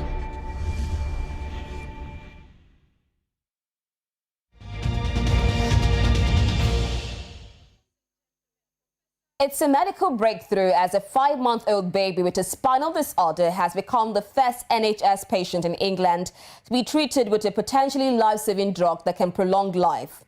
Arthur Morgan was diagnosed with spinal muscular atrophy earlier this month. He received the one-off US gene therapy, Zolgensma, which has been called the most expensive drug in the world, with a list price of €1.79 million per dose. It was made available on the NHS after the health service struck a deal with manufacturers Novartis Gene Therapies in March. Until 2 years ago, no treatment options were available for children with the condition.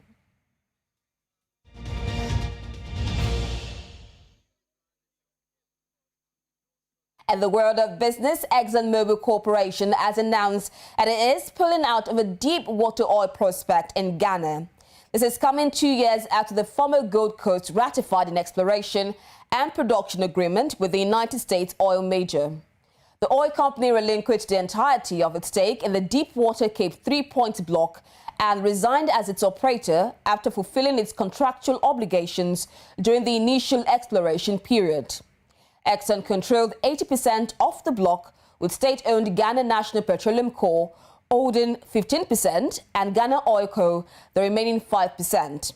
Following the exit of Exxon, the two Ghanaian partners will now have to search for a new operator for the block.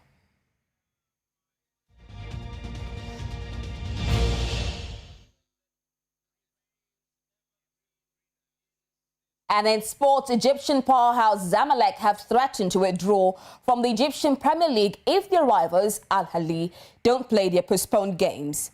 The 2020 to 2021 Egyptian Premier League season started in December 2020, which is an unusually late date considering that league campaigns tend to start in September. However, they were forced to do so because the previous season was suspended for over 4 months due to the COVID-19 outbreak. The EFA's plan was to finish the current season by the end of the summer, and they have set September 30 as the final date if things don't go to plan. Zamalek, who now sit on the top of the league table with 6 games more than second place Al Ahly, say it's unfair for them to keep playing while their rivals keep getting their games postponed. And that's all on the news at this hour. But before we go, let's remind you of our top stories. Sudanese transitional government hopeful of reaching deal with main rebel group. Ugandan transport minister shot and injured by unknown gunmen in Kampala. And finally, we told you Algeria is set to reopen airspace after 14-month closure due to COVID-19. You can follow us on social media. We are at News Central TV. You can download our mobile app on App Store and Play Store. You can also watch News Central live on StarTimes channel 274, Avio TV channel 23, and YouTube. Many thanks for watching. I am Rita Omodia.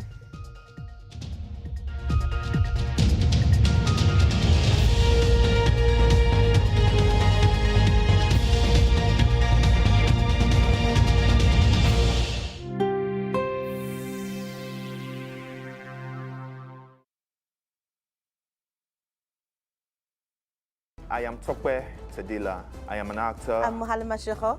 I'm a writer. Ndile, I'm an author, researcher. Nadia Korafor, and I'm a writer. Kolatu Bosom. I am a linguist and a writer. Mona Al-Tahawi. I'm an Egyptian-American feminist author, revolutionary and activist. Onias Landveld. I'm a spoken word artist. Tanya Evanson.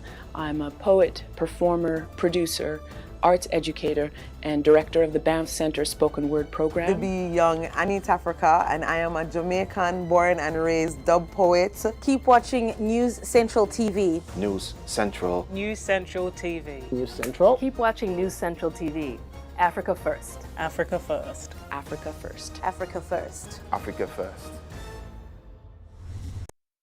My name is Nadia Nakai, and I'm a rapper that originates from South Africa. Yo, my name is Deliver Julio. Mentally together with the B2C soldiers. Kampala boys from Uganda. Alors je souhaite bonne année. We are Tara and Bella. My name is Loco. Shout out News Central. À la chaîne News Central. News Central, Africa first. Africa first. Keep watching News Central Africa first.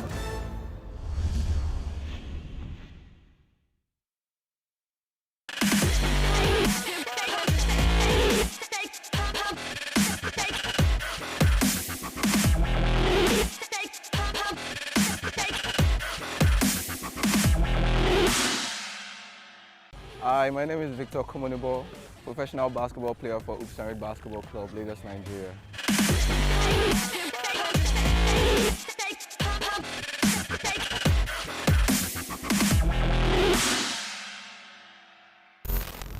Alright, I'm going to show you how to take a free throw. For every player, you have to be in a triple threat position. Knees slightly bent, elbows tucked in, and we shoot off our toes with a follow-through. The follow-through helps the ball rotate off your fingers pretty well, okay? So you go through your routine when you stay in this position. My routine is just one dribble, spin, come off my toes, ending with every shot this way. Gives you a perfect arc on the ball. The follow-through is what pushes the ball towards the rim. It shouldn't come off your palm. If not, you will not have a good rotation of the ball, okay? So we're going to show you again. Legs pointing directly to the rim, knees slightly bent, elbows tucked in. I go through my routine, boom, follow through.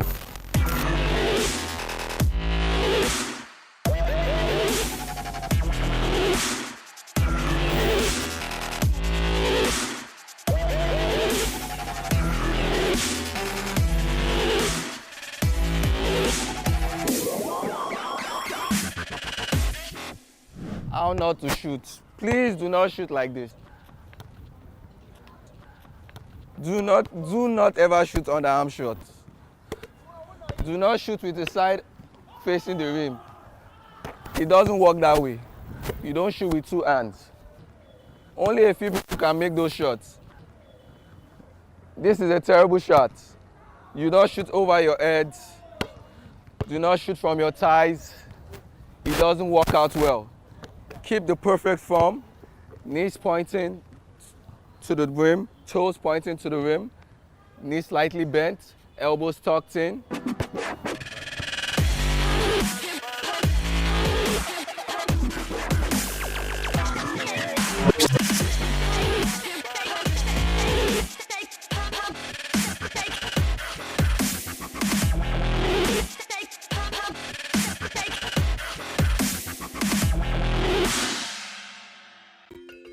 Africa is rising. Again, we hear our sounds echo on the other side. Afrobeat and Afropop reinvented, hip life brought back to life, new energy infused into Kwaito and Kwela. Africa is balling. Every stroke, every shot, every raise, we find our place at the top. Taking the helm of real power, new hopes for democracies. A breed of entrepreneurial tigers, audacious storytellers, and a promising generation raring to go. Truly, Africa is rising. And this is where the stories that define our continent live.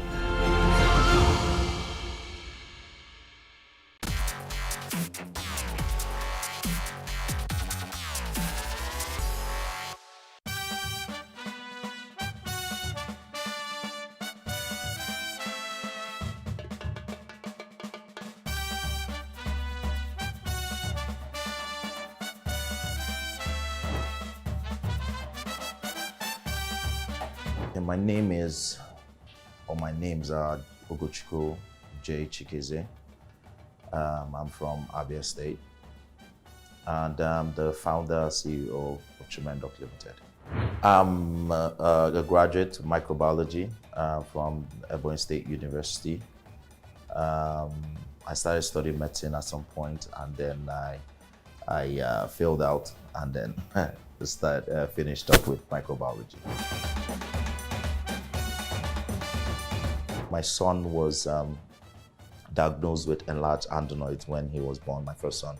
And then so this cost him, he always had a cold every day. And so this is somebody that I love more than anything in this world, I still do. And every day, this was a 3-month-old, 6-month-old child, he was always running his nose. And so at night when he was asleep, he couldn't breathe because his nose was blocked. And so this was what he was going through. You know, we got to see, took him to the hospital, and then they diagnosed that he had an enlarged adenoid. So during that period, we were trying to manage it. You know, every night it was the same thing. He would wake up, he would cry, he would still be sleepy, but he can't breathe. And so we knew what to do, but what it was we had to still call the family doctor, our personal doctor, like every day. Because, you know, even though we'll call him and he'll say, oh, but you know what to do. As young parents, we didn't want it to be that today is the day that we will feel like we are doctors and then we'll do something wrong. You know, so he finally got to London, and our doctors there said no, he had to be operated, and then took it out. He's fine now, thank God. But it got me thinking, is there no situation? Because all I wanted to hear, it was something I already knew, what the doctor would tell me. I'll go there, I'll still pay for the consultation. But the doctor would tell me the same thing. Oh, you just used this. And it was happening every day because I just wanted the doctor to confirm that what I want to do to him was right. But that's when I realized that if I had an app that I could just talk to that doctor and he would tell me, calm down, he's fine, he's not going to die, you know, just do this. And then I would have that, you know, confidence to go ahead and administer whatever it is I wanted to administer. So I think that's one of the reasons why, I think the most important reason why Tremendoc is here today.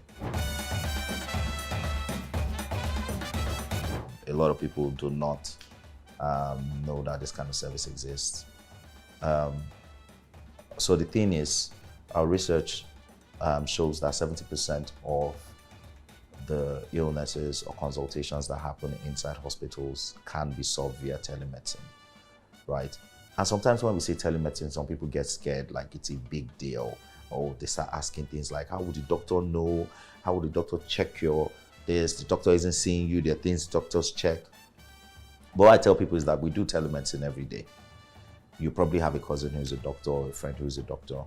And then sometimes you're feeling a type of way, you pick up your phone and you call him.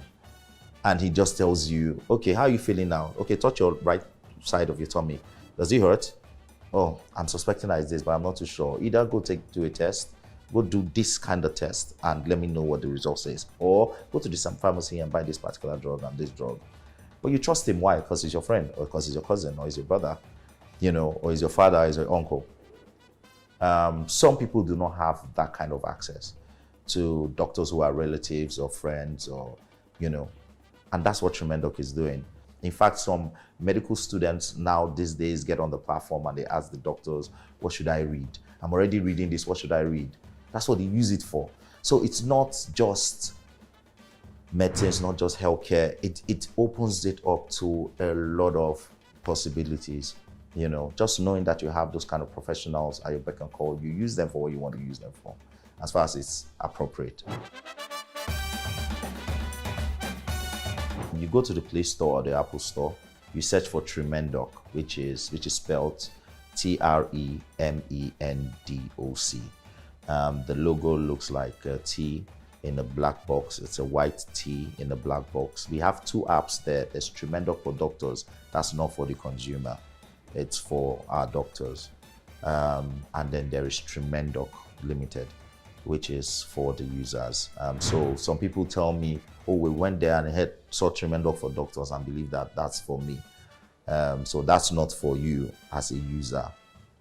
So it's Tremendoc Limited. You go download the app. When you download the app, you sign up. First thing you do, as it's downloaded successfully, it's free to download the app, by the way. As it's installed successfully on your phone, you click on it, it would ask you to either sign up or sign in. You click sign up, and then it would ask you a few questions, not a lot actually.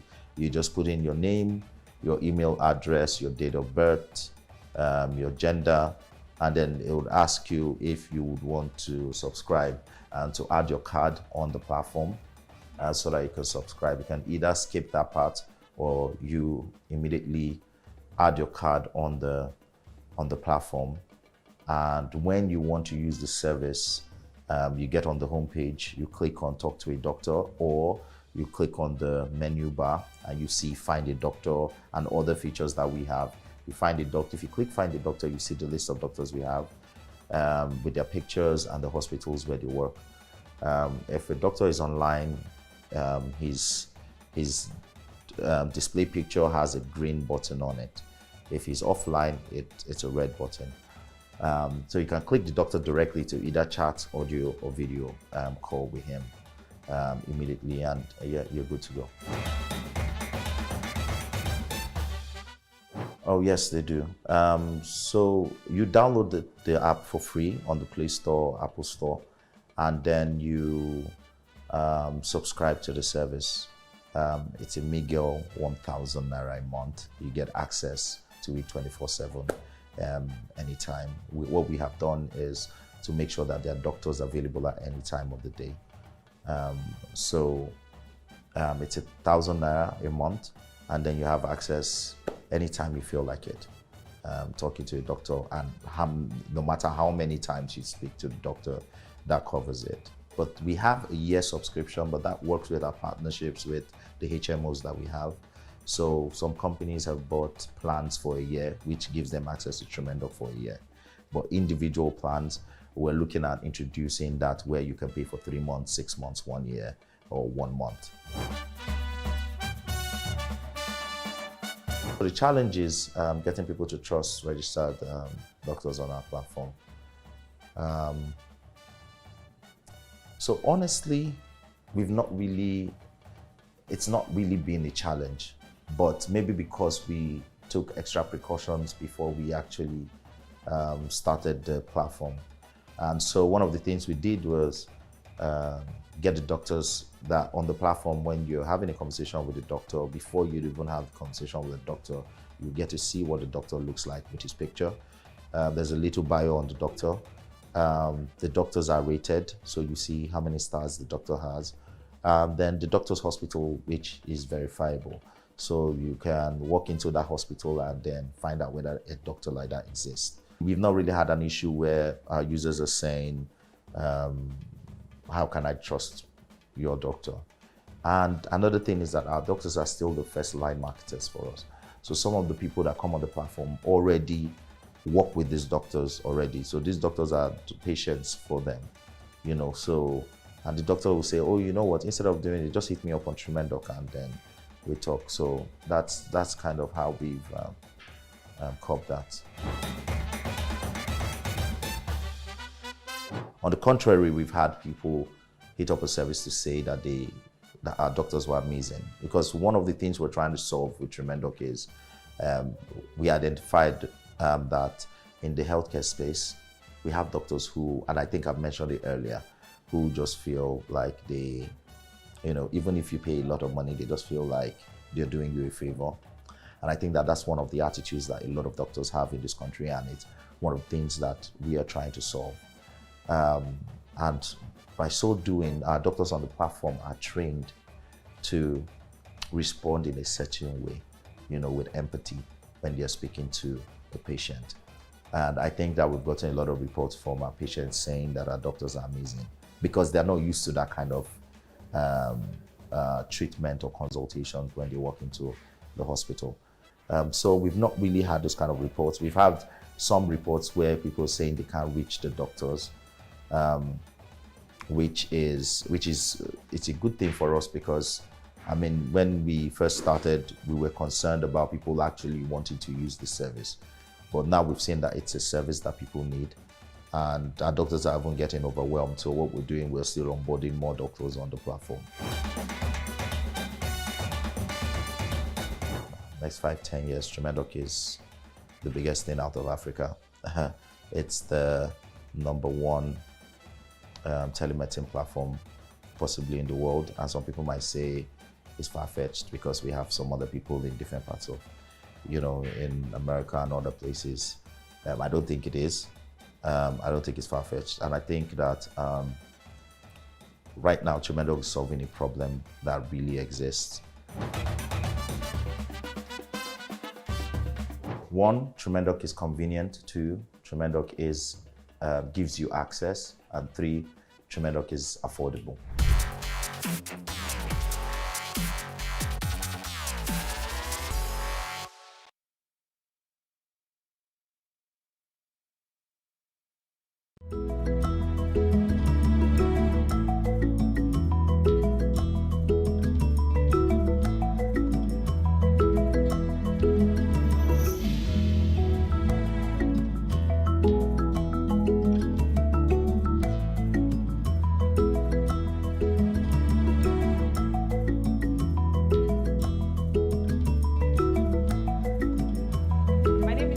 Shida Taju. I'm the CEO of Shida's Organic Beauty Clinic. Shida's is an organic brand made in Nigeria, Lagos, Nigeria. We deal with lots of amazing services for the skin, such as coconut oil, castor oil, creams, black soaps, African black soaps, scrubs, and so much more. A sugar body scrub can be defined as an exfoliant. Is an exfoliation process whereby sugar is the main ingredient used in exfoliating the skin, which means getting rid of dead skin cells from the skin. This enables the skin to glow and look better, look beautiful. Ingredients different ingredients for different people. I will prefer to use coconut oil, sugar, and lemon. Some other people might add honey or whatever ingredients they feel like adding. The benefit of oil in sugar scrub or whatever scrub is moisturizing. Oils moisturize your skin. Like if you add coconut oil to your scrub, the scrub will rip off your skin's natural moisture. So your skin will still glow and be well moisturized, thereby not allowing the scrub to dry your skin totally. You can use coconut oil. For me, a coconut oil is a go. Some other people use a little bit of almond oil or olive oil. But for me, I like coconut oil. It is important to exfoliate a melanin skin at least twice in a week. It is very important. Because like I said earlier, whatever you use will not work if you don't exfoliate your skin. Exfoliation helps you to get rid of dead skin cells. It helps your skincare products work faster and better. It helps your skin look radiant and beautiful. You must exfoliate with sugar scrub because it is very natural. And like we all know, whatever you take in, whatever you can eat is definitely safe for your body, for your skin. Whatever you can eat, your skin needs you to use organic, natural ingredients that will not cause any harm or damage to your skin. So you can look good and at the same time be safe. What I tell my clients at Shida's is, first you need warm water to exfoliate. I always advise they put a little bit of bath salt in it, in that warm water, not hot water, warm water. Then you pour like a bowl of water all over your body. Your body will be moist. Then you put your scrub. And then of course, your scrub, I tell them, don't put your hand in your scrub and then put on your body and then dip that hand back into your scrub so as not to contaminate the scrub. So you should use a spatula or a spoon, a plastic spoon, to scoop out your scrub and apply all over your body. After pouring like a bowl of water on your body to make your body moist, then you apply all over your body and let it sit on your skin for 15 minutes, a minimum of 15 minutes or a maximum of 30 minutes. This is suitable for all skin types, whether dry skin, oily skin, or what have you, a combination skin. But the only part of your body you don't use an exfoliating sponge for when you're exfoliating is your face. Your hands are enough to exfoliate your face because the skin on the face is more sensitive than that of the body. So you don't need the exfoliating sponge for your face. All you need to do is just use your hands gently on your face. You'll be more gentle on your face than you are on your body. You can care for your melanin skin after sugar scrub by moisturizing your skin. It is very important for you to moisturize your skin so your skin doesn't come out dry, flaky. You should moisturize often. Wear sunscreen every time you're going out under the sun. Drink lots of water because it would help your skin.